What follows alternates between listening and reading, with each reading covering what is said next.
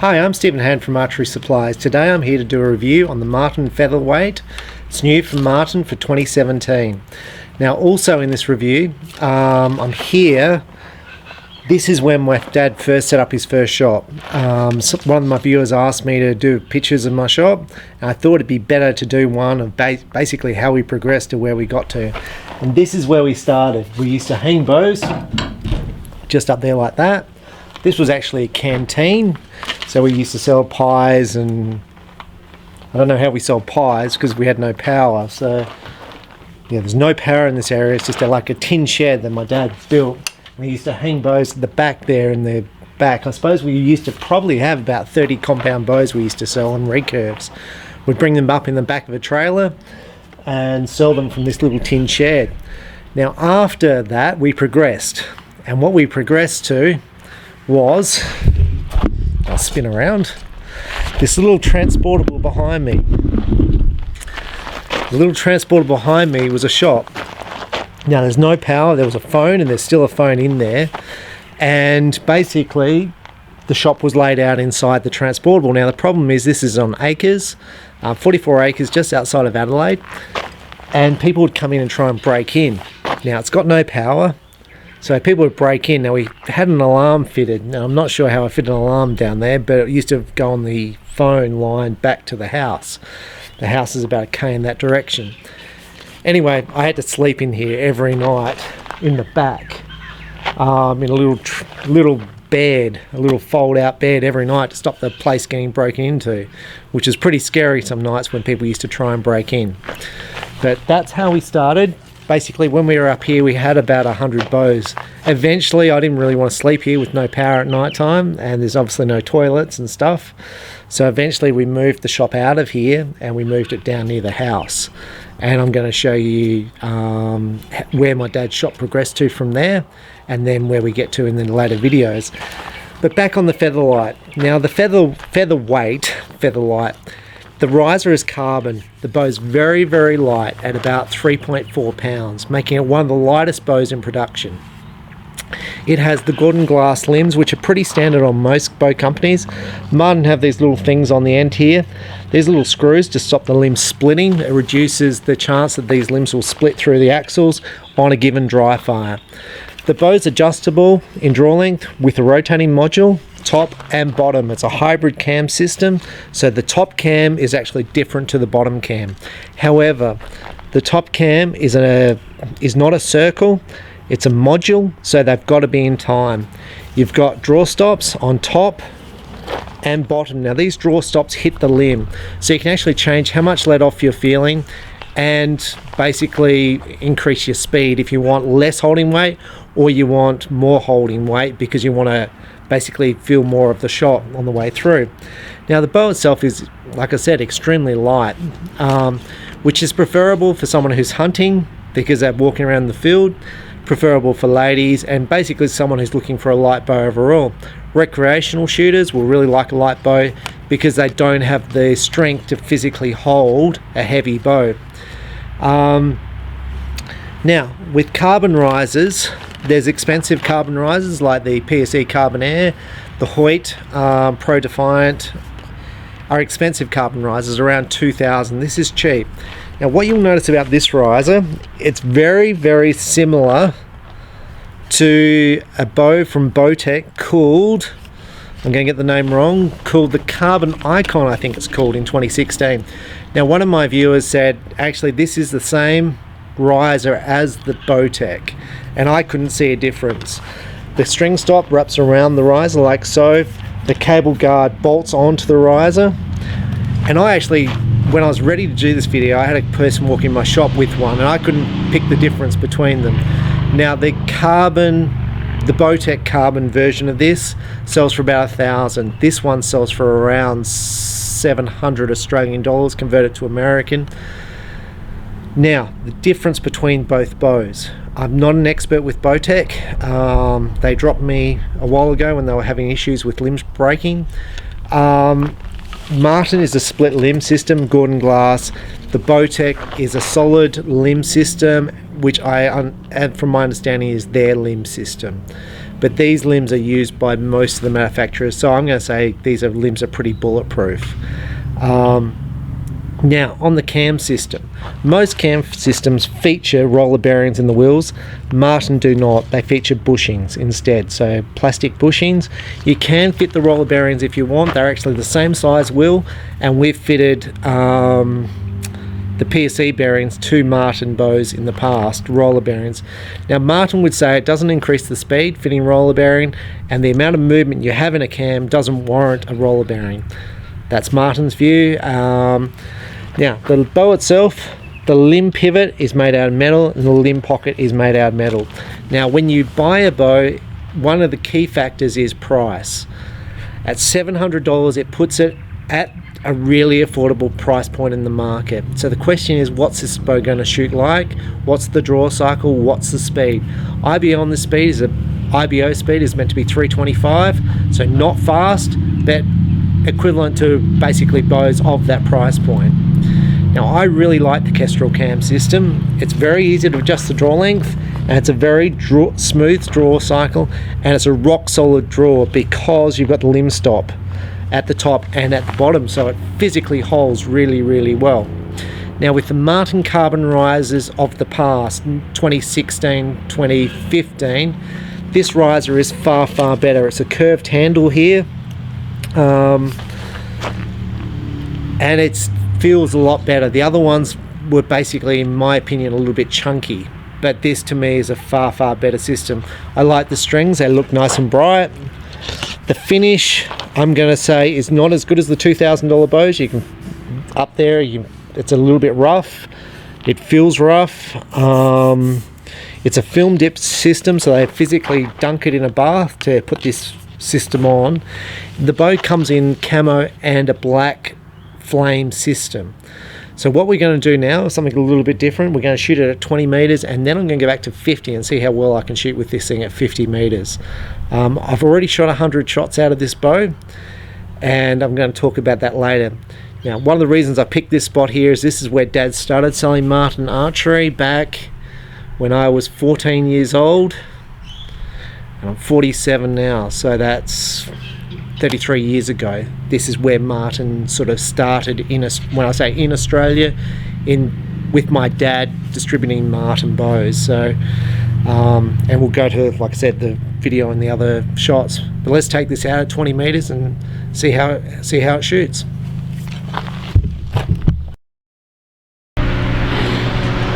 And we're here at Archery Park.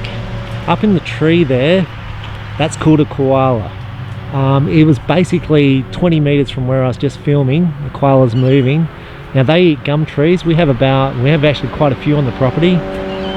Now, they generally don't drink water. They get all their nourishment from the leaves, and they're generally pretty placid during the day. So it's actually especially for people overseas, it's a real treat to kind of get to see one, because they don't move around very much. Now, hunters are going to say, do you eat koalas? No, we don't. No one ever shoots koalas.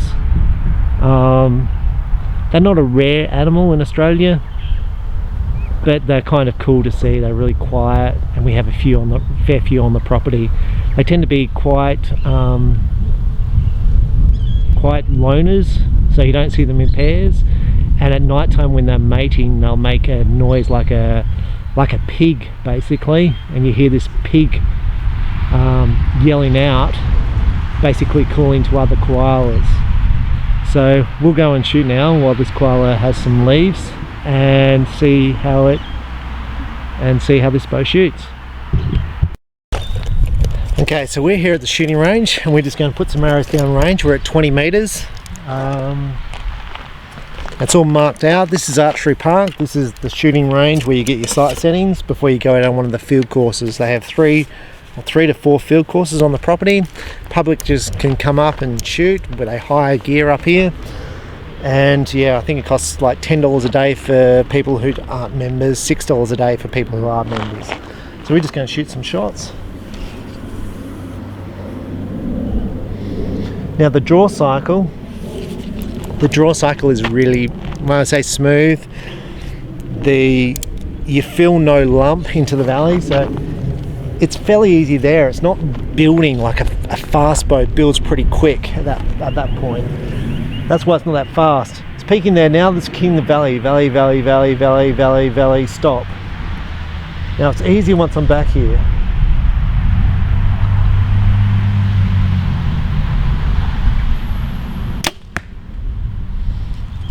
It's easy once I'm there holding. There's no vibration in the shot whatsoever. The balance on the bow, that's the bow just sitting there in my hand. The balance is perfect.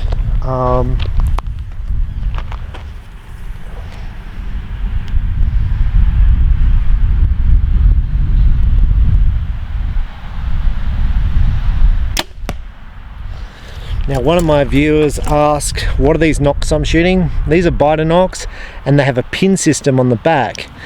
You shoot a pin system if you're Robin Hooding your arrows, which means you're basically shooting your arrows on the arrow. It protects the arrow, stops it getting damaged. A knock costs you, or biter nocks cost $2 to be replaced. The pin, I go through probably 3 knocks to 1 pin. So I go through about 12 knocks a week, and I go through probably a couple of pins a week.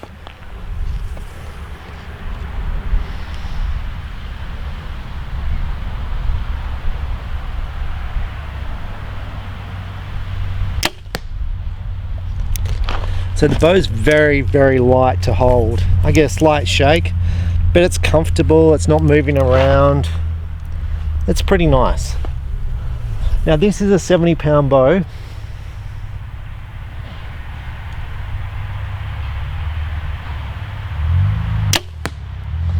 It's a 70-pound bow, and I've wound it down literally a couple of turns. You can see how much it's got off. I feel, without a bow scale, I feel I'm holding about 50, well, when I say holding, pulling back 50 pounds, it feels really light. So,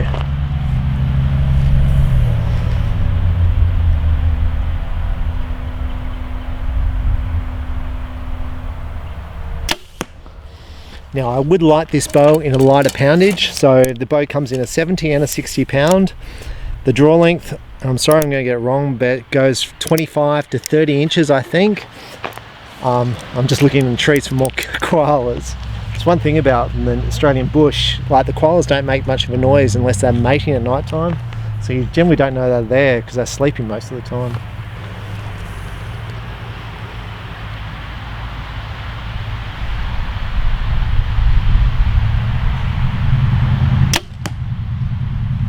And we'll just fire one more and then we'll go and look at that group.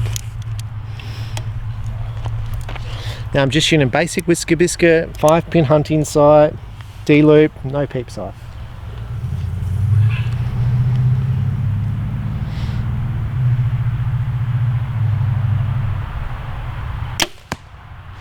Now one of my viewers said, why would you shoot without a peep sight? Now a recurve archer shoots with no peep sight and they shoot extremely well. And if I'm shooting well with the recurve, some of my arrows with a recurve are as good as my compound. It's just the consistency with the recurve is so much harder. So a peep sight is a good thing to have, but it's not necessary. It still gets back to your shooting form, and lots of practice.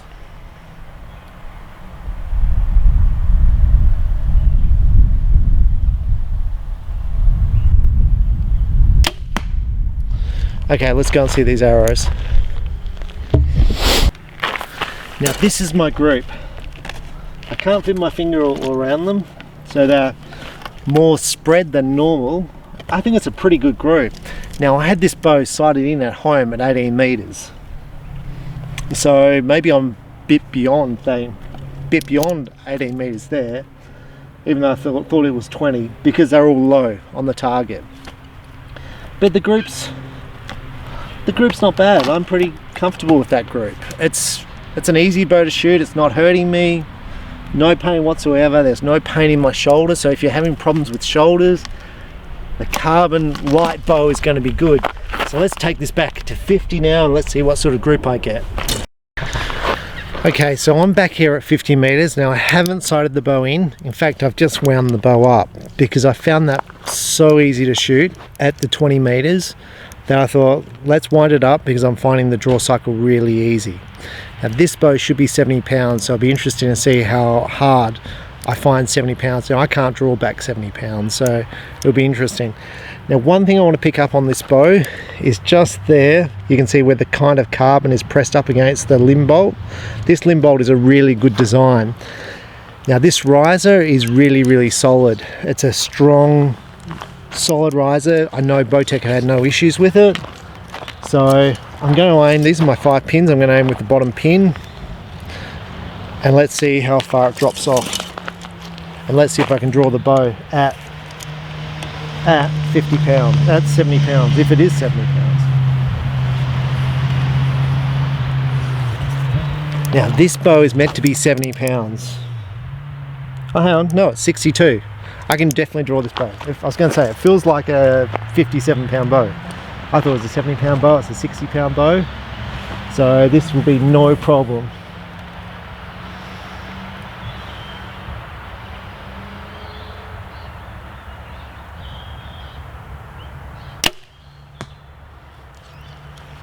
Now that was the bottom pin. It went just below the target, so let's see what the group looks like.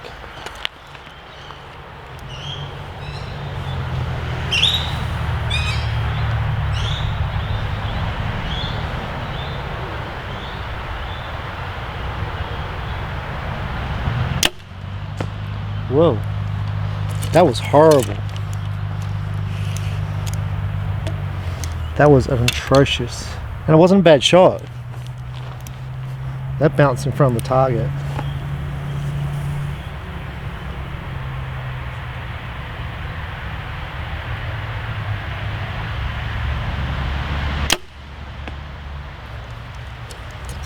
That was low as well. These arrows are pretty tough, so that arrow should be okay.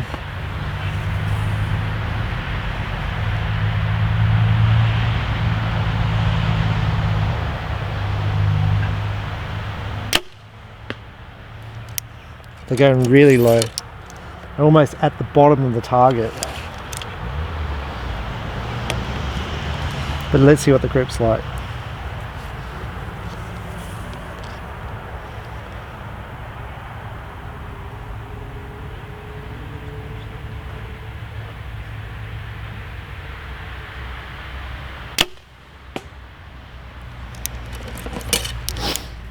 Now bow's really easy. Now if I was going to shoot this bow, I'd actually increase the draw length through the modules and use the draw stop to shorten it, to basically shorten the valley, because it's got such a big long valley in it, and that would speed this bow up.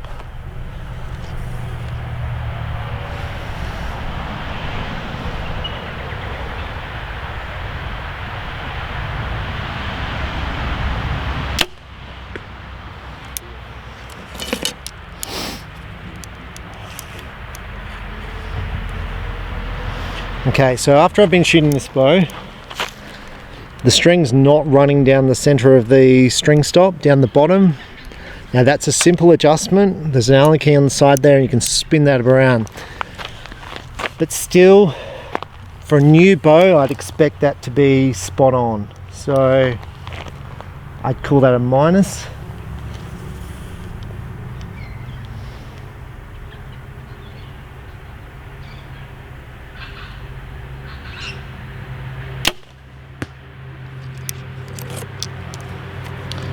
But the bow feels like, as a feel of a bow, it feels great. It feels easy for a recreational archer. It feels easy.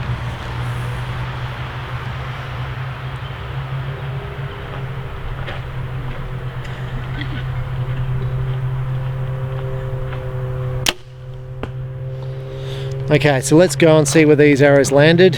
I know they're low, but I'm interested to see what the group looks like. So let's go and have a look.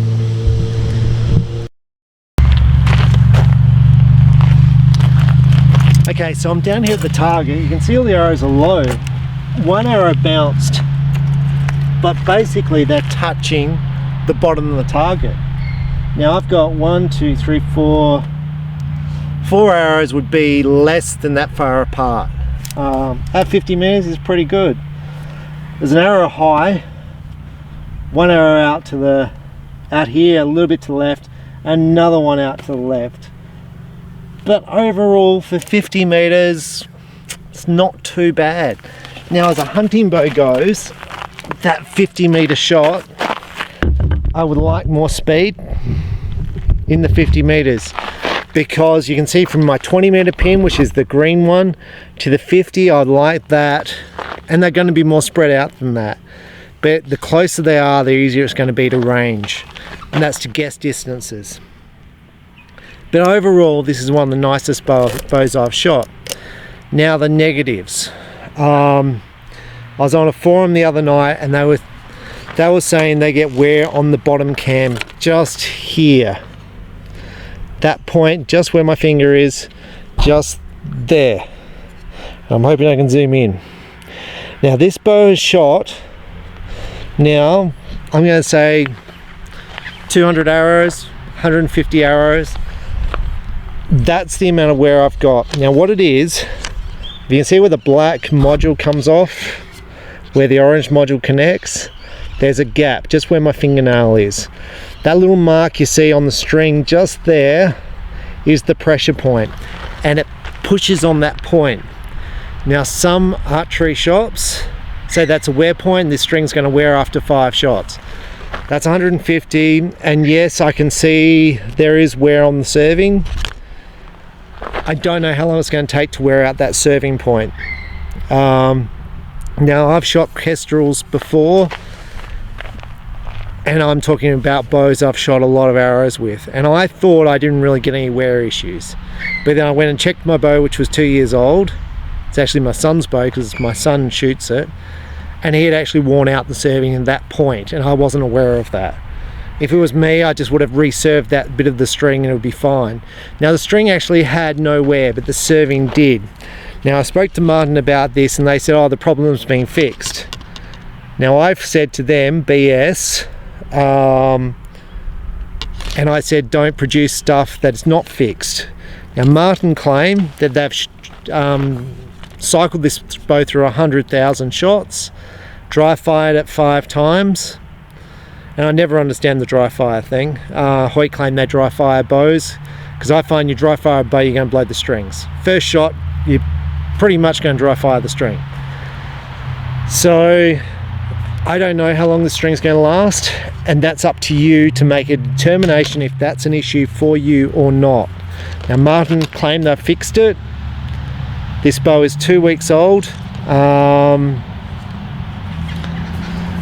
The graphics on that side of the limb are a bit average, but overall, how I rate this bow, I would have rated this bow really highly as far as one of my ultimate bows, because the price point's excellent, the weight is as light as you go, the cams are nice to draw, it's got that solid rock position when you get back, adjustable draw length. Now the other bows which are similar to the Featherweight are going to be cast or machine risers with plastic limb pockets. They're going to be a similar speed, some will be faster at this price point, but they won't be this light. So as much as I like this bow, and I really do like this bow, the string wear point is a bit of a concern for me. But overall, the bow is so cheap that I look at it and I go, can I forgive that point down the bottom? Now, I shoot a lot of arrows, literally thousands of arrows. And that point, is it going to be a concern for me? I don't know. I really, originally I was like, no, but then I'm thinking, oh, maybe it is a concern. Now I know a lot of marten shooters have swapped from their Firecats to this bow, and that's why I tried it, and that's why I brought this bow, because they said this bow is superior. Now only one person told me about this, all the others shoot this bow and they shoot a lot of arrows with it, and no one else mentioned it. So take from that what you will. It's up to you to decide on a bow, but if you're looking for lightweight and you're inside the budget, this is pretty good. Now, your alternative bow is obviously the Bowtech, which is $1,000. Now, the issue with Bowtech, as you're probably well aware, is the warranty, which, you know, may or may not happen, and that's up to you to decide. For me, I struggled, and I no longer deal Bowtech, and that's not me trashing Bowtech. I'm just saying I've got 2 Bowtechs that I can't get parts for, and they're $1,500 bows. So I like the limb pocket, I like the metal limb pockets, I like the weight, I like the way the bow feels. There's no shock, the balance is excellent. So overall, cable guard, the bottom cam, which I think is a really simple thing for Martin to fix. So I'm really disappointed with that. But overall, I really like this. If I wanted a recreational bow for walking around this park where you just walk up to a target, shoot an arrow, walk to the next target, looking for a hunting bow where I shoot a few arrows, this bow would be right up the top of my list because it's so light, it's so nice to shoot. And that group of 50 meters, that's an animal dead. I mean, there was one which obviously hit the ground, but the others are right on the bottom of the bag, so it would have literally been that short of the mark. That's a pretty good group. I'm pretty happy with that group. So to me, this bow shoots good. I think Martin have got a winner with this bow, but that cam system needs to be sorted, so basically you don't have any wear issues at the bottom. But I'm not sure how many arrows it's going to take to cause the servant to be replaced. It may be forever. And I certainly wouldn't be replacing it after 150 shots. I mean, there's nothing there. And I haven't had any break at that point. So yeah, overall, I don't think it's too bad. One of the other dealers said the point over here is too sharp, going around the cable here, but I've never had an issue there. But yeah, I like the bow. Now, Martin also produced this in a different model called the Migas, and it comes with the smoke cam system, which is a binary cam system. So instead of having the yoke, it's a 2-track cam system. As I understand it, dealers are replacing these cams. Some dealers are replacing these cams to the smoke cams, but that's up to you. Anyway, I'm Stephen Hann from Archery Supplies. I hope you've enjoyed my little story at the front about how we started our business. And in further videos, I'll explain what we did over the next 33 years with the business, and I'll take you down to my dad's old shop and show you that. And I will eventually take you through my shop. So I'm Stephen Hann from Archery Supplies. The more you shoot, the better you shoot. I shoot every day, and basically if I stop shooting, reduce the number of arrows, my grouping opens up. So I've got to shoot a lot of arrows to become steady and to build my muscle tone for shooting. So, and you've got to persist with it. You're going to have days when you're going to shoot terrible. You've just got to shoot through them. So I have bad ends, I have good ends. So that's part of archery. You've just got to be persistent and hope for the good end, hope for the good arrow, and just keep shooting. So thanks very much for watching. Bye.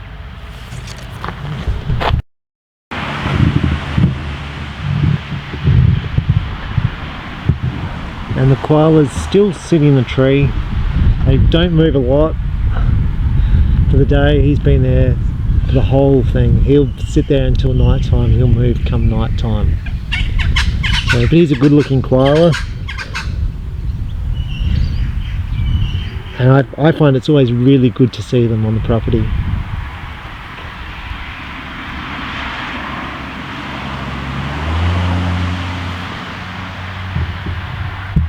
Just to finish off this review, and I had the koala in it. Part of shooting, it's, you know, some people say it's like yoga. It's relaxing, mentally it's good for you, physically it's good for you, but part of it's getting out bush. Now we saw the first koala. Now just up in the tree, just up there, I'm going to zoom in.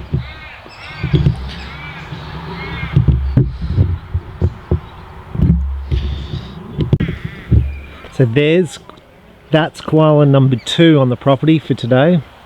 Now what I also want to show is I had a whole pack of galahs, because I have a whole bunch of people from overseas watch my videos.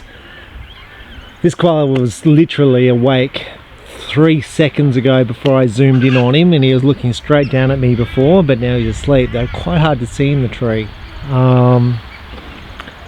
But this one looks like a girl. Oh, here's the glass back. I'm just going to zoom down on the glass. These are an Australian bird.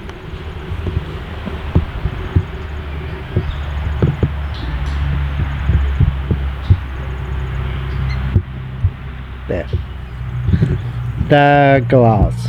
Cockatoos. You can tame them, you can get them to talk, and you can train them like, when I say like a dog, my grandpa trained these galahs, had a pet galah, and he trained it to attack my grandmother.